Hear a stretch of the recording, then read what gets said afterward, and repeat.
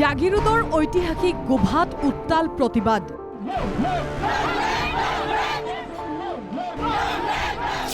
গোভা অঞ্চলৰ ভূমি অধিগ্ৰহণৰ বিৰুদ্ধে প্ৰতিবাদ। চৰকাৰী সিদ্ধান্তৰ বিৰোধিতা গোভাবাসীৰ। এয়া মৰিগাঁও জিলাৰ ঐতিহাসিক গোভাৰ পৰিৱেশ। হঠাৎ এনেদৰেই প্ৰতিবাদ সাব্যস্ত কৰিব লগা হ'ল স্থানীয় জনজাতীয় অঞ্চলবাসীয়ে। ঐতিহাসিক গোভাৰ বিস্তৃত ভূমি অধিগ্ৰহণৰ ষড়যন্ত্ৰ চলিছে বুলি বিৰোধিতা কৰি এনেদৰেই সাব্যস্ত কৰিলে উত্তাল প্ৰতিবাদ।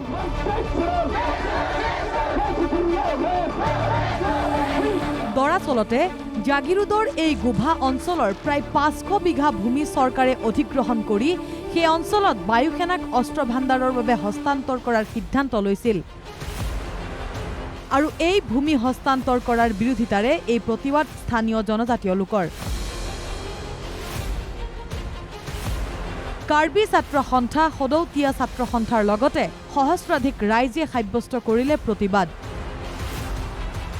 কোনো কাৰণতে এই সিদ্ধান্ত মানি লোৱা নহয় বুলিও হুংকাৰ প্ৰতিবাদকাৰীৰ। পথাৰত প্ৰতিবাদ কৰাটো আপোনালোকে এটা ব্যতিক্ৰমী আজি প্ৰতিবাদ হৈছে, যিহেতুকে অসম চৰকাৰে বায়ু সেনা নামত ঘাটি স্থাপন কৰাৰ নামত ট্ৰাইবেল বেল্ট ব্লকৰ গোভা ট্ৰাইবেল বেল্ট ব্লকৰ প্ৰায় 500 বিঘা ভূমি অধিগ্ৰহণ কৰি ইয়াত বায়ু সেনাৰ যি ঘাটি স্থাপন কৰিবৰ কাৰণে এটা সিদ্ধান্ত গ্ৰহণ কৰিছে।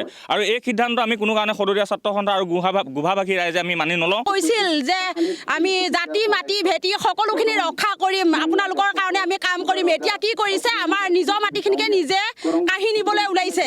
সেইকাৰণে আমি নিজৰ মাটি কেতিয়াও এৰি দিব নোৱাৰোঁ আৰু কেতিয়াও নিদিওঁ। আৰু যেতিয়ালৈকে তেওঁলোকে আমাৰ এই মাটিখিনি দখল কৰিব লাগিব তেতিয়ালৈ আমি আন্দোলন চলাই যাম। 600 শতিকাতে আমি ইয়াতে সমাজ পাতি ৰাজ্য পাতি বসবাস কৰিছিলোঁ। আমাৰ যে ঐতিহ্য, আমাৰ যে ঐতিহাসিক পটভূমি, তাৰ ভিত্তিত আমি বায়ু সেনা বাহিনীক আমি মাতি এৰি দিব নোৱাৰোঁ। প্ৰথম কথা, অসমৰ বেলেগ জিলাত বেলেগ ঠাইত য'ত সংৰক্ষিত অঞ্চল বা সংৰক্ষিত বেল্ট ব্লক অঞ্চল নহয়, সেই অঞ্চলত তেনেকুৱা ধৰণৰ অস্ত্ৰ ভাণ্ডাৰ নিৰ্মাণৰ, অস্ত্ৰ ভাণ্ডাৰ ৰাখিবৰ বাবে, মজুত ৰখাৰ বাবে ব্যৱস্থা কৰক চৰকাৰীভাৱে। প্ৰাচীন আৰু ঐতিহ্যমণ্ডিত গোভা ৰাজ্যৰ ঐতিহ্য সুৰক্ষিত কৰি ৰখাৰ বাবে এনেদৰে জনজাতীয় পুৰুষ মহিলাকে ধৰি ওলাই আহিল বহু লোক। জাগিৰোডৰ পৰা ধনঞ্জয় প্ৰসাদ, NKTV+।